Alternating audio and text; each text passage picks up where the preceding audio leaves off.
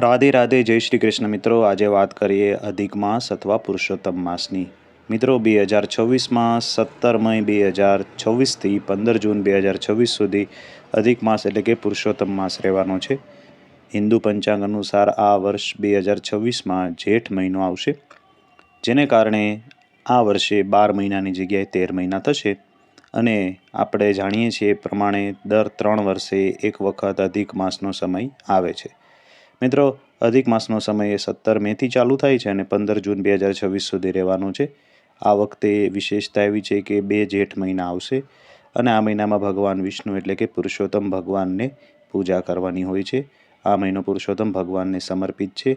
આ મહિનામાં દાન, વ્રત અને પૂજાપાઠ માટે સર્વોત્તમ માનવામાં આવે છે. આ મહિનામાં વિવાહ, ગૃહપ્રવેશ, નામકરણ અને નવો વ્યવસાય કરવો આ બધા જેવા મંગલિક કાર્ય જે છે એ કરવામાં આવતા નથી.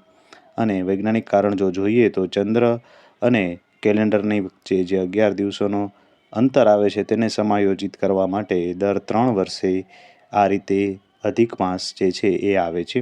અધિક માસમાં વિષ્ણુ પુરાણનો પાઠ કરવામાં આવે છે અને સાથે સાથે ઓમ નમો ભગવતે વાસુદેવાય મંત્રનો જાપ પણ વિશેષ ફળદાયી માનવામાં આવે છે. મિત્રો, અધિક માસમાં પૂજા, વ્રત, દાન અને પવિત્ર નદીઓમાંથી સ્નાન કરવાથી અનેક ગણ્યા પુણ્યની પ્રાપ્તિ થાય છે, જેને મોક્ષદાયી માનવામાં આવે છે. આ મહિને માંગલિક કાર્યો પણ થતા નથી, પરંતુ સાત્વિક ભક્તિ માટે આ મહિનો શ્રેષ્ઠ ગણાય છે. ઓમ નમો ભગવતે વાસુદેવનો મંત્ર શ્રેષ્ઠ ગણવામાં આવે છે. આ મહિનામાં અધિપતિ દેવતા ભગવાન વિષ્ણુ એટલે કે પુરુષોત્તમ હોવાથી તેને પુરુષોત્તમ માસ પણ કહેવામાં આવે છે. માન્યતા મુજબ આ માસમાં વ્રત અને પૂજા કરવાથી જન્મ જન્માંતરના પાપ દૂર થાય છે અને અનેક ગણું પુણ્ય પ્રાપ્ત થાય છે. અધિક માસમાં દાન જેમ કે અન્નદાન અને દીપદાનનું વિશેષ મહત્વ છે, જે દરિદ્રતાને દૂર કરનારું પણ માનવામાં આવે છે. પુરુષોત્તમ માસમાં શાસ્ત્ર કથા સાંભળવી કે વાંચવી શુભ માનવામાં આવે છે અને પવિત્ર નદીઓમાં વહેલી સવારનું સ્નાન પણ ફળદાયી માનવામાં આવે છે. આ માસમાં ભગવાન વિષ્ણુની આરાધના, લક્ષ્મીજીની પૂજા, તુલસી પૂજન કે ભાગવદ્ ગીતાના પાઠ પણ શ્રેષ્ઠ માનવામાં આવે છે. મિત્રો, અધિક માસ ભગવાન વિષ્ણુનો મહિનો મનાય છે અને આ મહિનામાં રોજ ભગવાન વિષ્ણુની પૂજા આરાધના કરી હરિના નામના હવનને ઉત્તમ માનવામાં આવે છે. આ માસમાં કોઈ માંગલિક કાર્ય ન થતાં ભગવાન વિષ્ણુની આરાધના કરવાથી લક્ષ્મીનારાયણની કૃપા બને છે અને પરિવારની પ્રગતિ થાય છે. મિત્રો, આ મહિનામાં ઘણા બધા ઉપાયો એવા છે કે જેનાથી મોક્ષની પણ પ્રાપ્તિ થાય છે.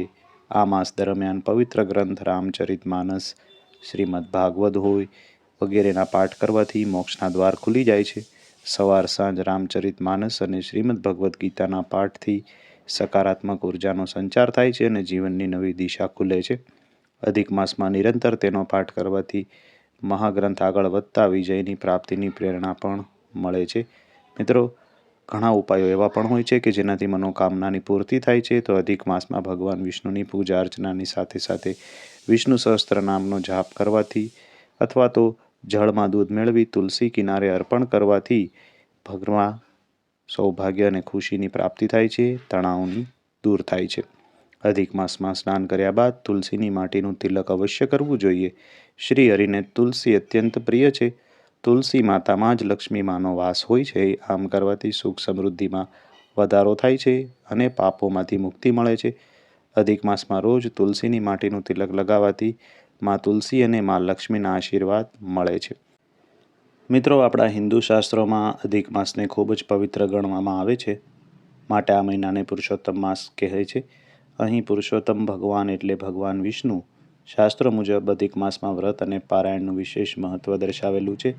પવિત્ર નદીમાં સ્નાન, તીર્થસ્થાનમાં સ્નાન અને દર્શન એ પુણ્યપ્રદ ગણેલા છે. આ મહિનામાં યજ્ઞોપવિત, લગ્ન, રાજ્યાભિષેક ઉપરાંત કોઈ મોટી કાર્યસિદ્ધિ માટે કરવામાં આવતા કર્મકાંડ કે પૂજા એ વર્જિત છે. તો મિત્રો, અધિક માસમાં શું કરવું જોઈએ એ જાણીએ તો આ દિવસોમાં પ્રથમ દિવસે વહેલી સવારે ઉઠી સ્નાન કરી સૂર્યનારાયણની પુષ્પ, ચંદન અને અક્ષત મિશ્રિત જળથી પૂજા કરવી જોઈએ. સાથે સાથે શક્ય બને તો ચોખ્ખા ઘીની મીઠાઈ ગરીબ વ્યક્તિને દાન આપી શકાય અથવા યથાશક્તિ દાન આપણે કરી શકીએ. ગાયને ઘાસચારો આપી ઉપવાસ, એકટાણા અને વ્રત કરવા જોઈએ. મિત્રો, આ મહિનામાં પિતૃ કાર્ય થઈ શકે છે. આ માસમાં વ્યક્તિનું પ્રથમ શ્રાદ્ધ કરી શકાય. રોગમાંથી છુટકારો મેળવવા નિરંતર મહામૃત્યુંજય રુદ્ર જાપ પણ કરવા જોઈએ. આ ઉપરાંત જેમના પર શ્રદ્ધા હોય તે દેવી દેવતાના અનુષ્ઠાન આપણે કરી શકીએ છીએ. આ માસ દરમિયાન દુર્લભ યોગનો પ્રયોગ, સંતાન જન્મના પ્રયોગ, પિતૃશ્રાદ્ધ, ગર્ભદાન, સીમંત સંસ્કાર વગેરે થઈ શકે છે. મિત્રો, કેટલાક કાર્યો છે એ આ માસમાં વર્જિત ગણે છે, જેમ કે વિવાહ છે, મુંડન છે, નવવધુ પ્રવેશ, ગ્રહ પ્રવેશ, નવા કપડાં, નવું વાહન, બાળકોનું નામકરણ એ નિષેધ ગણવામાં આવે છે. મિત્રો, હવે જાણીએ અધિક માસનો પૌરાણિક આધાર શું છે. અધિક માસ સંબંધિત એક દંતકથા અનુસાર એકવાર રાક્ષસ રાજા હિરણ્યકશ્યપુએ કઠોર તપ કરી ભગવાન બ્રહ્માને પ્રસન્ન કર્યા અને તેમની પાસે અમરત્વનું વરદાન માગ્યું. પરંતુ અમરત્વનું વરદાન આપવું નિષેધ છે, તેથી જ બ્રહ્માજીએ તેને બીજું કોઈ વરદાન માગવાનું કહ્યું. ત્યારે હિરણ્યકશ્યપે બ્રહ્માજીને એવું વરદાન આપવા કહ્યું કે દુનિયાનો કોઈ પુરુષ, સ્ત્રી, પ્રાણી, દેવતા કે રાક્ષસ તેને મારી ન શકે અને વર્ષના 12 મહિનામાં પણ તેમનું મૃત્યુ ન થાય. તેમનું મૃત્યુ ન તો દિવસે થાય, ન તો રાત્રે. કોઈ હથિયારથી એ મૃત્યુ ન પામે કે કોઈ અન્ય હથિયારથી તેનું મૃત્યુ ન થાય. એને ઘરમાં કે બહાર ન મારવો. બ્રહ્માજી આવું વરદાન તો આપી દીધું, પરંતુ આ વરદાન મળતા જ હિરણ્યકશ્યપે પોતાનું અમર અને ભગવાનને સમાન પોતાની જાતને માનવા લાગ્યો. ત્યારે ભગવાન વિષ્ણુએ અધિક માસમાં નરસિંહ અવતાર સ્વરૂપે પ્રગટ થઈ અને તેનો વધ કર્યો.